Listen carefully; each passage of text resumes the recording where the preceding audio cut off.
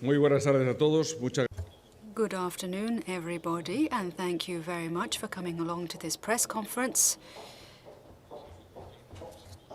which I'm sharing with Commissioner Janusz Wojciechowski, who is the Commissioner for Agriculture in the European Commission. And we are here to tell you about the outcome of the discussions that we have had in the course of our meeting this morning.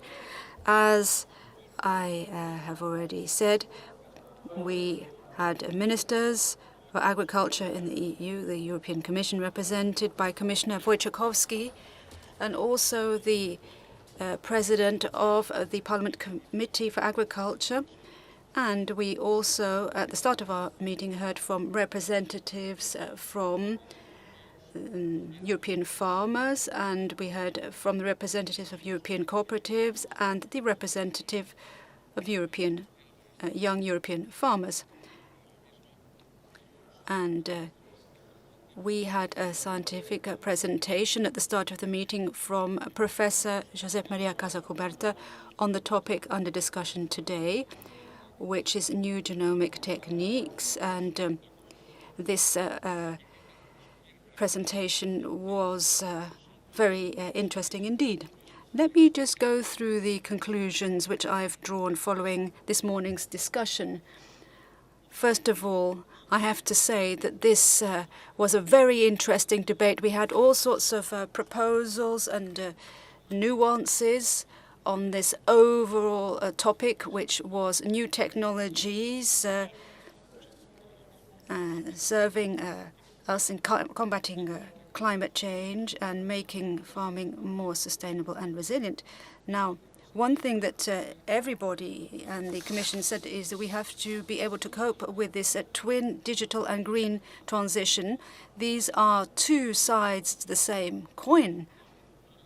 We need to have a more sustainable and resilient form of agriculture, which will reduce pressure on the environment and our climate. A number of ministers also referred to the whole question of food waste, which is very important. They talked about the circular economy. Practically all of us talked about new technologies linked to precision farming, artificial intelligence, the need to extend all of this to the whole rural environment, sharing data, and how data can be of benefit to producers, to animal breeders, and how we should invest in new technology.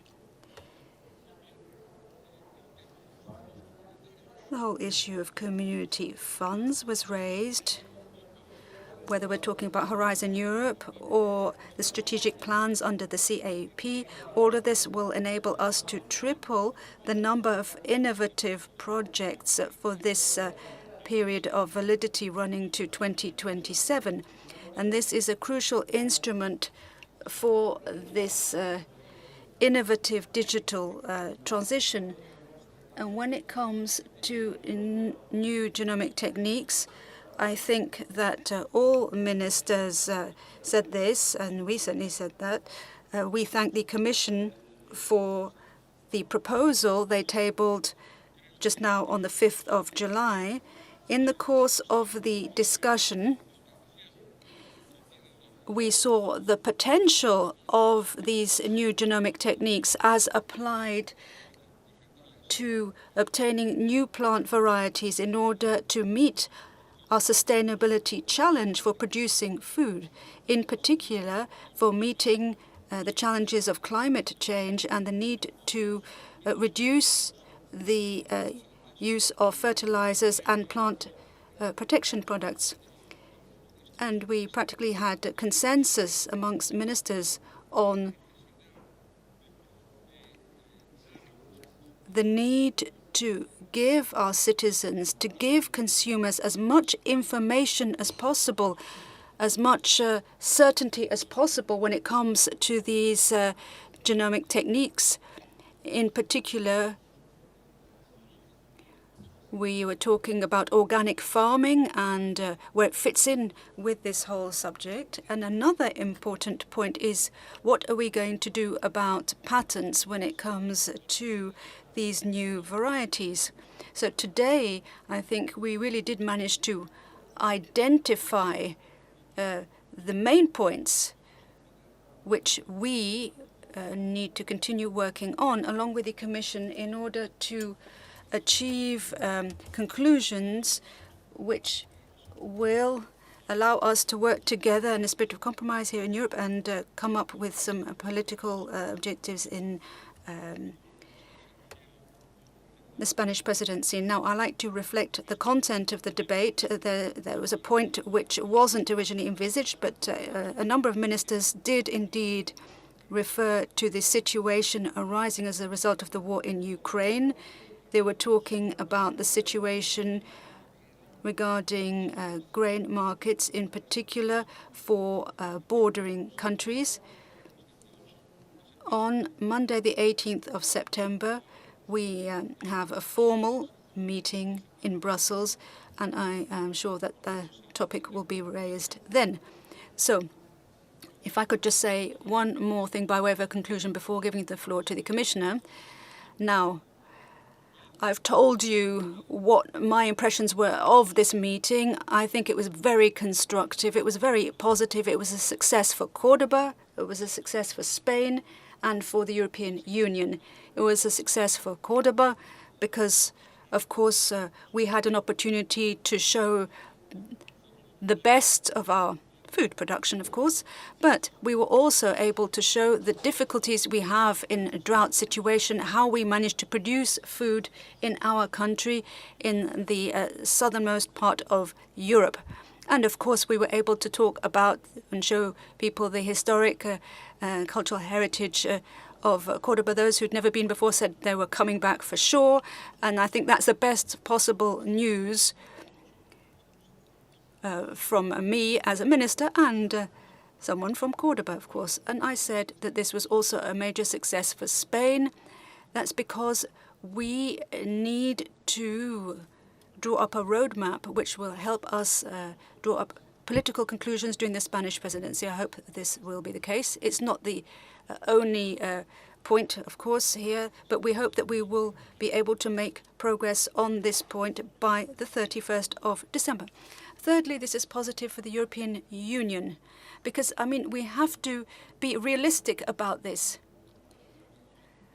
We have to continue to provide food to all of our citizens and to the world as well. We have responsibility here. In addition, there are new challenges which have arisen as a result of climate change. We all know what we're talking about: drought, high temperatures, extreme weather events. We have to try and comply with the Paris Agreement. At the same time, we've got the Green Deal in the European Union, and we have to adapt to this new situation. So how are we going to go about that? That's what we were looking at this morning. And this was just something which was the outcome of many discussions we've had so far. I don't know what the Commissioner thinks about this, but I'm sure that we will be talking about the Córdoba meeting, the Córdoba discussion. There'll be a before and after Córdoba. When we talk about this task ahead of us, we have to produce food and reconcile this with preserving biodiversity and the environment without forgetting our main objective, of course, which is to ensure that our farmers have a decent pay, that they can earn a decent living in the countryside. So that's what I wanted to say by way of a conclusion. But of course, for me, it is a great pleasure to be able to share this podium with Commissioner Janusz Wojciechowski. We have been working together. I've been working together with you as a minister for the whole period. You have been Commissioner for Agriculture, and I hope to be able to work together with you. The Commissioner has always been very sensitive to the points we have raised to him from Spain. I would like to thank you in public. And of course, you have always followed a very European approach, the Commission's approach. And once again today, you have had a key role to play in our discussion. You have the floor, Janusz. Thank you very much, Luis. Thank you. It's my pleasure to cooperate with you as the longest experienced minister in the council and now the president of the council. Thank you for organizing this informal but very important council meeting. Very interesting, the program of the visit. This is usually that presidency organize some trips, field trips. This is opportunity to see the country achievements in agriculture. We visited the University Córdoba with it was opportunity to get knowledge about the very interesting projects, how to make our agriculture more resilient, how to reduce the input costs in agriculture. A very interesting presentation. And also that it was very impressive visit in Montilla. That's the region of the wine production, geographical indication. It shows that in Spain, that's maybe this is the most visible. Then agriculture is not only the production, but also this is part of the natural culture, natural heritage. I'm under impression of this visit. Thank you for organizing. I think not only my reflection, that the general reflections of the participants. It was very, very impressive. And discussion about the topic of the green and digital transition and new genomic techniques was also very interesting. And about the digitalization, which is one of the priorities of the European Commission and also the priority in the Common Agricultural Policy reform. Debate was very interesting, but we will go back to this discussion in one of the next Council meetings, because the Commission is preparing the report on the implementation of the CAP strategic plans, and to evaluate our achievements in digitalization will be one of the important part. Now we know what we have in the CAP strategic plans, what we propose to the farmers by member states. But it's very important how is the access of the farmers, concrete access, how many farmers use, for example, the precision farming. It will be a very interesting debate in the future. Now there is inspiring beginning of this discussion, and we will return to this discussion in the future. I'm satisfied after discussion about the new genomic techniques, because the Commission approach and the Member States approach is generally the same. New genomic techniques, yes, but with responsible approach.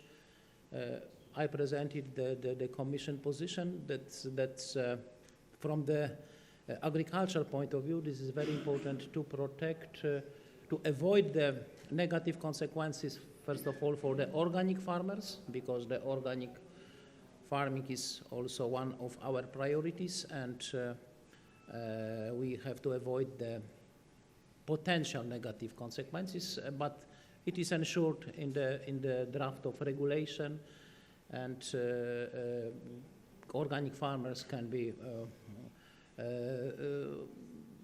sure that this regulation is not against their interest.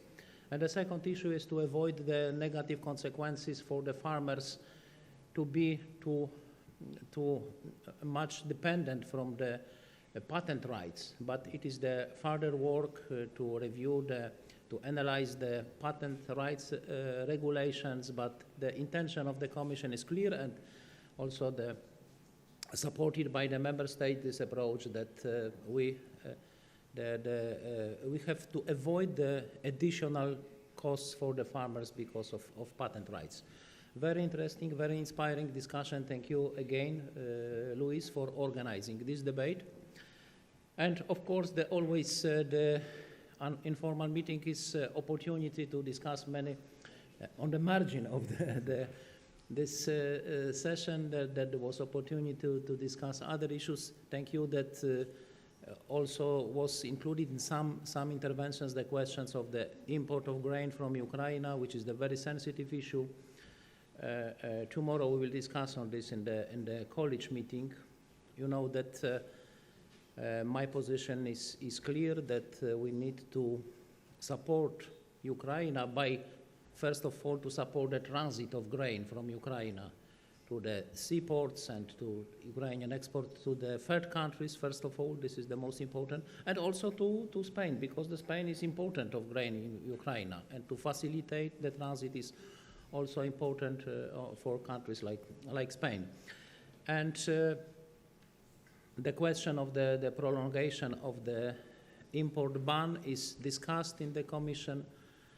My position is also clear that if the ban for the 5 frontline member states will be not prolonged, we can expect the next huge crisis in the frontline member states, because all these 5 frontline member states, they are also big grain exporters in the European Union. And the pressure for their market is, we can expect as a next shock in these countries. It was discussed on the margin of this session. I had also the meeting with Minister of Agriculture, Ms. Irena Sinko from Slovenia. That's in Slovenia is dramatic situation after the flood, many damages of the farmers. We discussed about the opportunity to use the agriculture crisis reserve for Slovenia. This year, the agricultural reserve was distributed, but there is an opportunity to use the crisis reserve from the year 2024. Slovenia can be the first beneficiary of this reserve, but there is no. We analyze the situation. First of all, we have to know the scale of the damages in Slovenia. That we have some information, but not full information. But I declared during this meeting that we are open to support Slovenia from the agricultural crisis reserve. It was the main topics. Once again, congratulations and very constructive, very inspiring discussion. Thank you. Buenas tardes. No, muchas gracias. Thank you very much. We're available for any questions. When you ask your questions, please give your name and the media for which you work and to whom your question is addressed. In order to facilitate the work of the interpreters, could you please stand up when you take the floor? Thank you very much.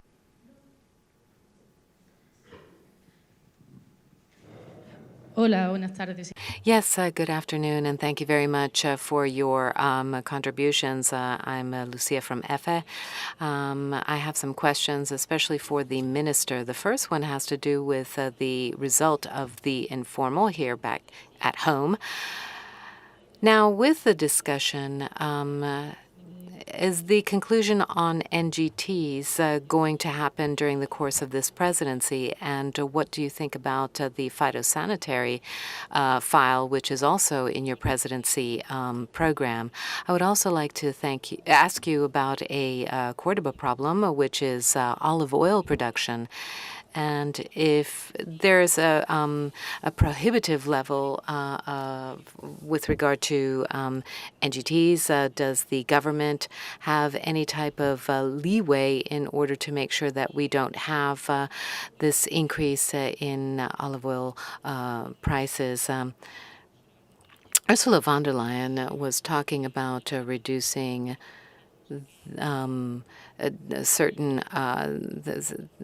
certain issues, and I was wondering what you thought about that specific proposal. On that first question, new genomic techniques. The meeting and today's discussion is part of the working plan. And our ambition is to arrive at political conclusions on the Commission position on the topic. Let me clarify this. This is a legislative proposal. It's a draft regulation. This is a legislative instrument of the Council and Parliament. That would be the final phase. But any European discussion on a draft directive involves various phases. On the 5th of July, this was presented. And so I think it would be a major achievement, as the Commissioner said. Also, if we can clarify this, there is a huge amount of potential. We've also booked a lot of progress, but there are also many issues that need to be resolved. And what we want to do is work in full transparency and in full safety and security for our citizens as consumers, because we need to make sure that the NGT is fully in line with the natural mutation that happens and what we've seen in agriculture over the past century. Another thing has to do with the reduction of phytosanitary products. That was not on the agenda for today. It was in the 9th of July meeting in Brussels. We'll continue working on this issue. There's a Commission proposal from June 2022, if I'm not mistaken. And it was a subject of discussion. There are many important issues that need to be clarified. The Commission has been able to clarify certain issues, but there's the fact that not all of the European Union has the same situation with regard to the use of phytosanitary products. The South has one situation, and the Commission has helped us move forward with that. Then there are the special protected zones, which is an open topic. We've been able to deal with the issue of drones. We asked the Commission to draw up an impact assessment, but this is a very complicated file. We're going to move forward with the technical issues under the Spanish presidency. We've got the proposal.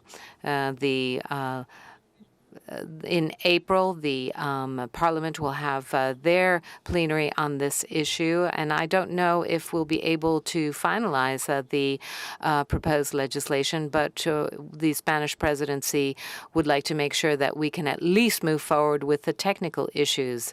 On olive oil, same thing there. Rather than speculating whether the rains are going to have an impact on production, we're going to have to wait a couple of weeks so to have an exact response rather than maybe being subject to market speculation, which may be moving in the wrong direction. There may be abnormally high prices, and this is something that I talked to the Commissioner about on various occasions. We've had 663-ton production. That's 55% less than what an average harvest is in Spain. And so this is something that is clearly reflected in prices.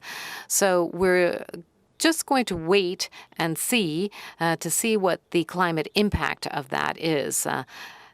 And then, of course, this position that has been taken by such an important person as is Ursula von der Leyen, President of the Commission, is full of meaning. I'd like to clarify three things. First of all, in Spain, we have flexibility mechanisms that von der Leyen refers to. We do have legal instruments, and this is part of the management plan. So when in a certain area there is a problem, or if there are dangerous species that can would have to be subject to extraction. We do have that as part of our management plan. And then also, this could fall under the second pillar of the CAP. We could do this through state funds or autonomous community funds. We're able to finance the systems to combat damage by large carnivores. And there can be compensation given as well. It's very interesting to look at the Commission's suggestion along the lines of have a more in-depth census of member state populations of wolves. We really do need to get a better overview of what the situation is with wolves, what risk they constitute to our farmers. And I fully share the anxiety of many farmers because of the situation in certain zones in our country. And then I have a personal comment on the issue. After having read what was said by President von der Leyen, I would say that the words of the Commission President are full of reality and realism.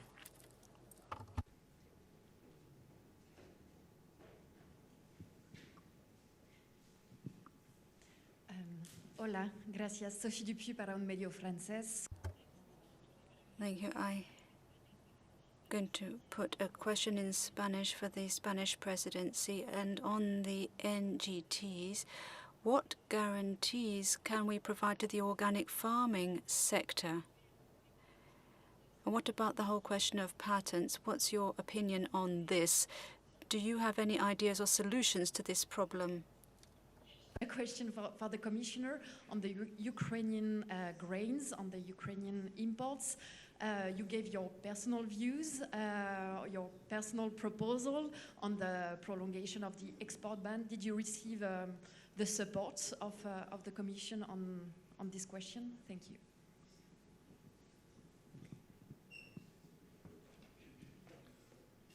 Please, Commissioner, if you, I begin myself, okay. Bien, en relación con los dos temas. With regard to these two subjects, you wanted to talk about the guarantees. For guarantees for organic farming, there is a concern, and I would say that this is an issue that has been raised. We have to see how things pan out. Organic farming is very important for the European Union. It's important in Spain, and it's very beloved by me, the minister. But we need to make sure that there's no distortion in this area with regard to these issues. We have to look at the issue, and I think that there is a possibility. There are technical and political possibilities to find a solution. And then at the end of the day, and I certainly don't want to prejudge the discussion, and I certainly do not want to prejudge the position of the European Commission. If this category were to be outside of the new regulation, I don't think that it would be a particular problem. But we do need to reach consensus. Transparency and safety and security. These are the main issues. We need to provide those guarantees, and I would like to restate that for our citizens. On patents, we need to move forward in this area, and I think that the concern that I share and many ministers share, and also I think the European Commission, because they've mentioned this, has to do with new vegetable varieties. This is something that could help us. They would have a great, but we may only be able to use a few of them, and I think that the role of small and medium-sized farmers in this area is very important with regard to moving forward, because we need to involve the primary sector. Without that, we can't progress. I'm very cautious as the presidency to draw conclusions without hearing from my colleagues or the Commission, but I did want to give you some pointers on this issue. Commissioner, please. Thank you very much. I'd like maybe to add one comment that I had the consultation with the representatives of the organic farmers, IFOAM organization. I have the permanent contact with this organization. They presented their concerns about this draft of regulation. It was my care to include these concerns into the communication, into the regulation. It was included, according to my current knowledge, the proposals in the draft of regulation is okay for the organic farmers. The main concern was the to avoid the situation that organic farmers will use the NGT seeds and they lose the credibility, but the credibility of the products. According to the draft of regulation, this is ensured that organic farming means no NGT seeds and no NGT products. I think it's okay. Maybe some problems and details, but generally the problem of protection of organic farmers was included into a draft of regulation. About the Ukraine, yeah, this is, once again, this is my personal position as a commissioner responsible for agriculture, not directly for trade, not directly for transport, transit, but for agriculture. I know what is the situation in the frontline member states. I can repeat my arguments I used also during the debate agri-fish and the European Parliament, that additional import to the 5 frontline member states was 5 billion euro in 2022. 5 billion euro additional import from Ukraine to 5 frontline member states: Bulgaria, Hungary, Poland, Romania, and Slovakia.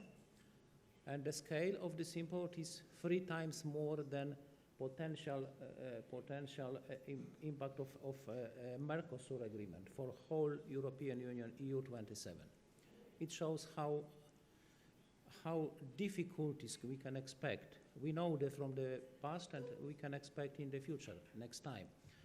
And in the Commission is discussion, in the college, and it's very important tomorrow's discussion. We have the new informations from Romania, because there was technical mission to Romania. We know how difficulties are in Romania, because Romania is the main transit country now. You know, the solidarity lanes, now Ukrainian, the Black Sea road is blocked by Russia. And solidarity lane, it is only one, now the possible corridor for Ukrainian export. But solidarity lanes means additional costs for transit. Cheaper in Romania because it's closer to the market, in the Africa, in the Asia. More expensive by Poland, by other countries, because the distance is longer. But we need to take everything into account and to distribute the solidarity lanes, to use more seaports than now. This is the challenge. But it is not the question, there is question of infrastructure. The main question is the economic aspects. The transit is too expensive for Ukrainian companies to export, to be competitive on the market, to export grain. This is the reason that I proposed to support financially Ukraine for compensation cost of transit. No, we discussed, there is discussion in college, and I present this kind of argumentation. Thank you. Thank you.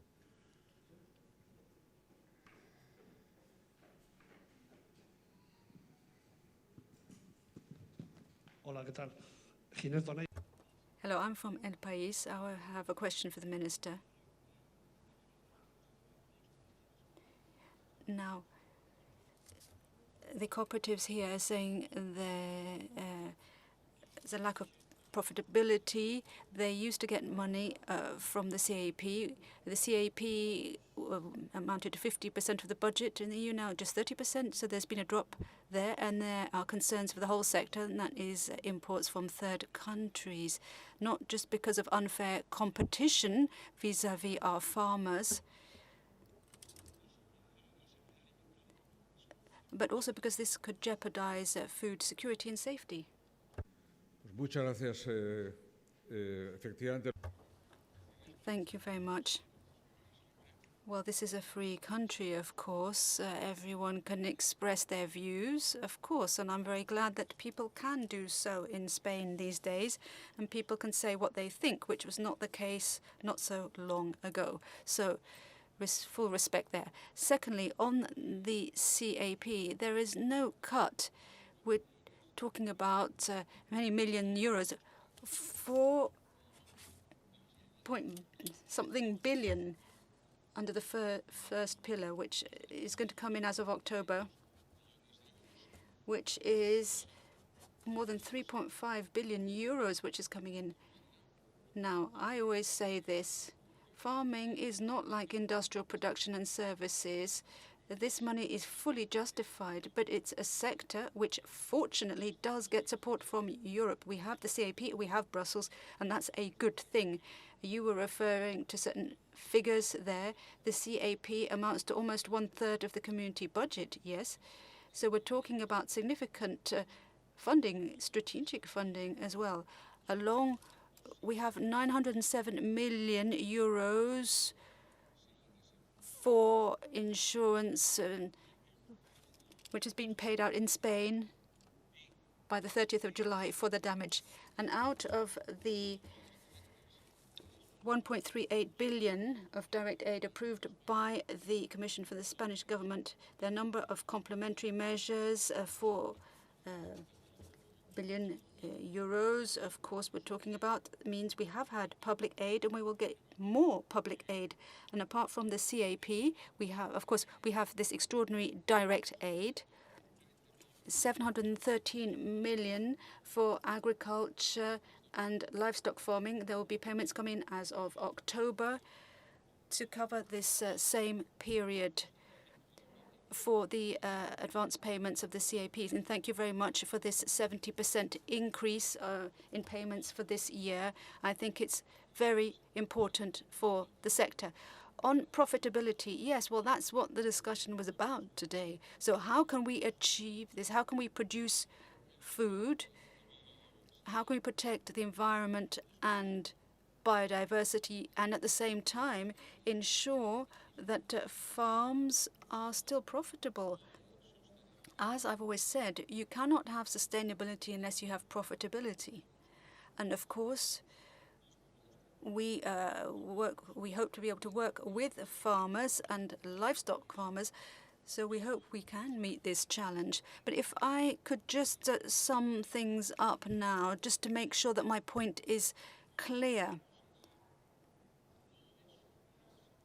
Saying that we're not going to change anything, that's just not an option. It really isn't. The sector is aware of the fact, and that's excellent news indeed, and the Commissioner was saying this. We haven't yet given the Commission the formal CAP data for the report, which has to be drawn up by the end of the year. But the first information we have shows us that 3 out of every 4 farmers have joined up to the eco schemes in Spain, which is a huge success for the sector, for all the stakeholders involved, for the farming organizations, because it means that we have positive practices which are going to have a repercussion. And we're talking about 87% of the total declared surface area under the CAP, and we're talking about 22 million hectares which are declared in Spain. So we're talking about 19.2 million hectares worth. So things are changing, and we have to change along with that. What we can't do is to say there's no change and that we don't provide any response or reaction to these changes. On third country imports, let me just remind you of our exports over the past 12 months. 69.8 million euros. Just in the food sector, we are the 4th biggest exporter in the EU and the 7th biggest in the world. So we have offensive interest in opening up new markets. Of course we do. The whole question is, what about third countries? The European Union has the strictest standards when it comes to checking borders for third country imports, and we apply our rules, and we will continue to apply them. But if people would try and imagine a country here in Spain with no imports or exports, well, I'm sorry, but that's not the situation we're in 2023 with my government in charge. So let's just be clear about this. Yes, we can provide guarantees within the limits of our legislation and European legislation. That is perfectly clear. And just one final point. In this whole discussion, there was a point raised by your colleague just now on a reduction in the use of plant health products. There are a number of countries, such as Spain and France, who have defended these mirror clauses.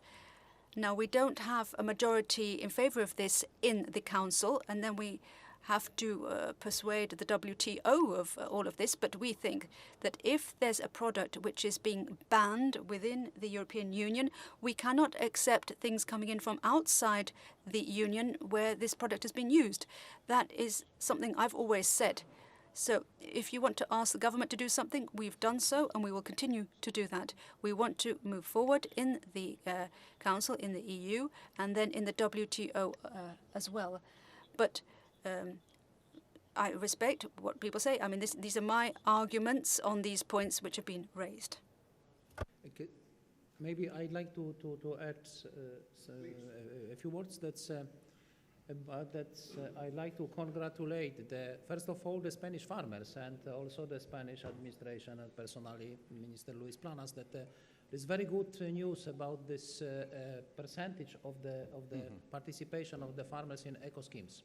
During the CAP reform, it was the main concern.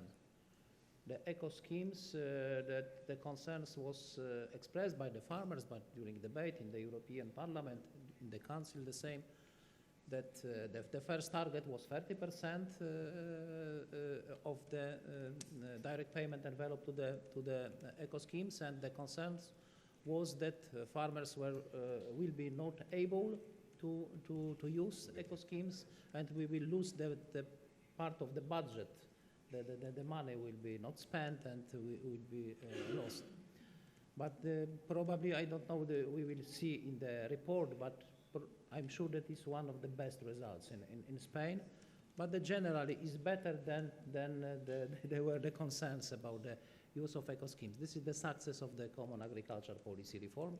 Congratulations, first of all, for the Spanish farmers, that they were ready to participate in this new system. About the trade, maybe one additional remark, that what is the problem which sometimes limit us, that's to ensure the full mirror clause, because we have in the European Union the highest standards, and the sanitary, veterinary, animal welfare, the highest standards in the world. And we are the biggest food exporter in the world. We have the many offensive interests in the market, and we have to respect the WTO rules, not because to create the barriers generally against the interest of our agriculture as the biggest food exporter. In 2022, 58 billion euro surplus, the balance in trade plus for our exporters. This is we should be careful. Of course, this is direction to have the full coherence between the standards, but it is not so easy to decide by one signature. This is more complicated question. Thank you. Buenas tardes. Good afternoon. Rafael Aguilar from ABC. A question for the minister, one for the commissioner. At the beginning of the morning, you said that this meeting should serve to draw conclusions on the drought. In Córdoba, we are suffering from this quite a bit. Do you have any general thoughts or any conclusions that you can provide to us? And then for the commissioner, in the run-up to the meeting that concluded today, an impression was given by the minister that the ministers coming from outside of Spain would have to learn or draw experience with regard to the dry conditions here. What type of lessons are you taking home with regard to how we cultivate crops in an area of drought? Thank you. Bien. Right then. they both have to do with the same thing, production conditions in Southern Europe, and specifically the situation that we've had to deal with because of climate change, but also a whole series of conditions. As I said this morning, indeed, everything that we're talking about with regard to precision agriculture, and this is something that we saw yesterday when we visited Rabanales.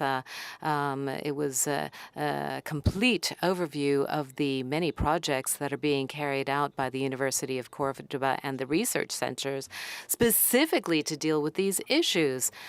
One, precision agriculture. How can we better use all of the instruments that we have available to us? Secondly, how can we improve technologies for water and also the use of alternative recycled waters or desalinated water?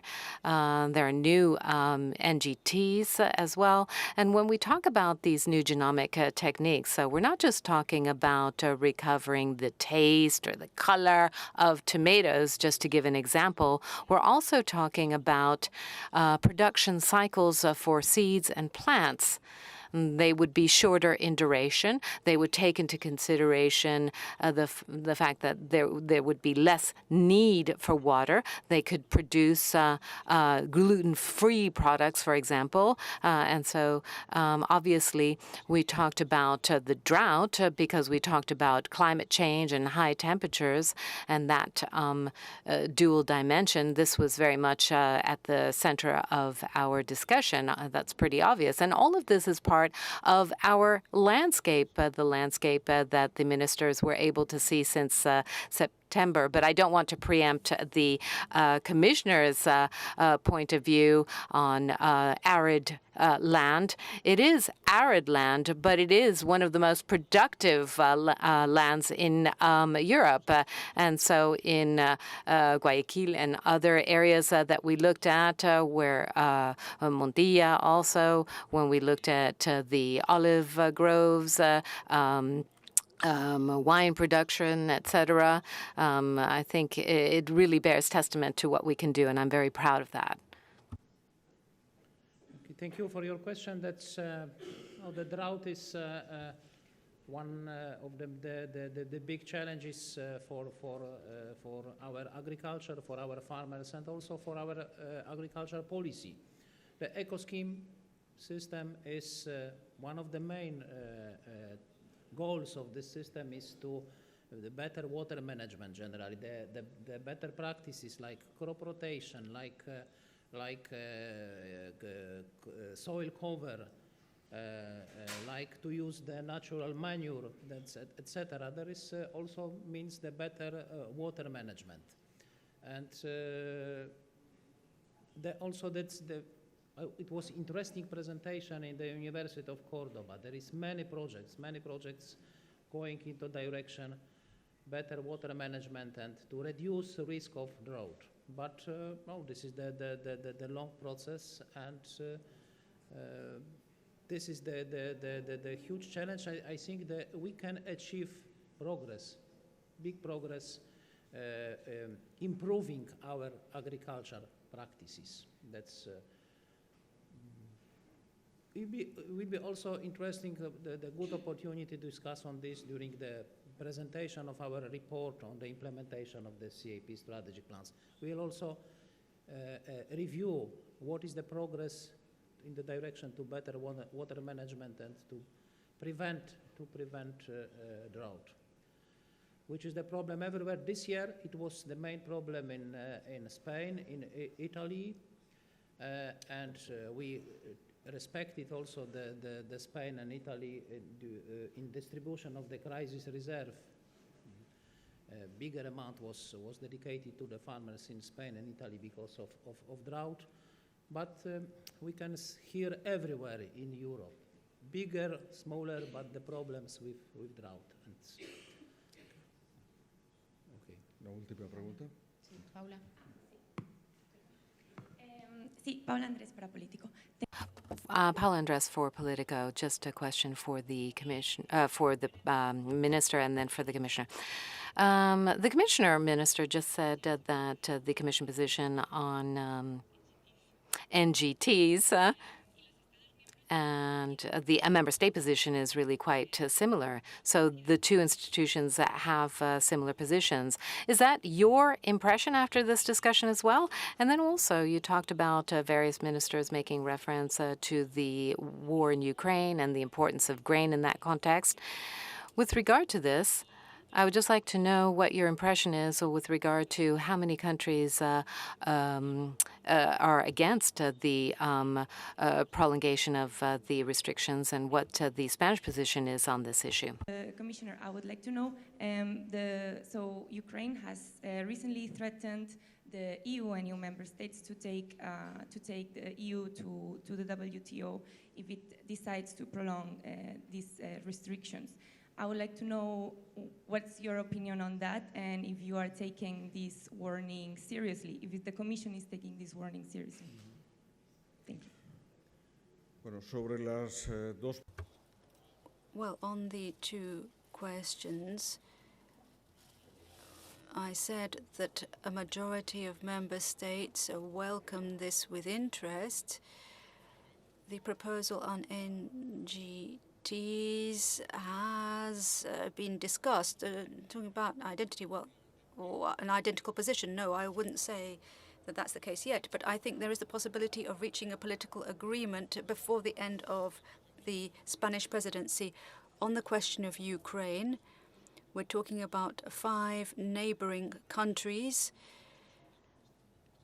This is a matter which is in the hands of the Commission. The Commissioner referred to this. Tomorrow is Wednesday, and there's a meeting, isn't there, of the College of Commissioners, and this issue is going to be discussed there. We'll follow developments there. We're all on Ukraine's side. We are here to defend their interests in this war where Ukraine has suffered the unjustified invasion by Russia, and we know that countries neighboring Ukraine are suffering. They have a particular situation on their markets. We've taken note of that, and it should be the Commission within the context of its competences which should make a proposal for a corresponding decision. The Commissioner was talking about this. We have alternative routes, the solidarity lanes via the Black Sea. There's an additional cost. This is a matter which is being looked at. So we are following these developments, see what the Commission decides, and in the presidency we will be discussing this at the next council on the 18th in Brussels. Thank you very much for this question. It's first of all, I'd like to mention that we support, we as a European Union, we support Ukraine very much, and especially the 5 frontline member states. This is the huge effort of these member states, the society of these member states, people supporting Ukraine. This is also the effort of the state expenditure, and one of the elements of this support is openness of our market to Ukrainian products, first of all, to agri-food products. That's Ukrainian import from Ukrainian export to the European market. 2022 was just about the 28 billion euro, but almost half of this amount, it was agri-food export, 13 billion euro. And as I said before, during 1 year, increase of import was 6 billion euro for EU27, and 5, in this amount, 5 for 5 frontline member states. No, this is not the discrimination, this temporary ban. First of all, this is not the ban for the whole European Union. This is only the measure to avoid the negative situation for both sides, because it is not this trade, direct import to the frontline member states is not good for the farmers in these countries, but also for Ukraine, because it's speculative trade. Because what is the reason of this trade? Before the war was the market was also opened for the maize, for the rapeseed, majority of wheat, the trade was opened because Ukrainian association treaty signed in 2014. But there was almost zero trade with the frontline member states. Ukraine exported almost everything by Black Sea roads to the countries in Asia, in Africa. Now is the new situation. Ukraine was blocked by Russia. The grain in Ukraine was much cheaper than in the market, in the global market, in the European market, and it was used by the legally, but not fully fair by the traders who use this situation. It was not profitable it is not profitable for farmers in European Union, but also in Ukraine. And I think if will be the complaint, I hope that not, but it will be taken into account. My proposal is good for Ukraine, because to support transit, this is the chance that Ukraine will return to the normal trade, to their natural markets, the best markets, not the markets which is, as I said, speculative. And I think that we will find the good solution which will be acceptable for all partners, including the Ukraine. Thank you. Muchas gracias. Sí, muchas gracias. Thank you very much. Just a final word of thanks to thank you all as journalists, and I'd like to thank all of your media for the attention and for having joined us here for this meeting in Córdoba. Thank you very much to you all, and I hope that you and everyone has had a very positive impression of this meeting. So thank you very much for all of your work.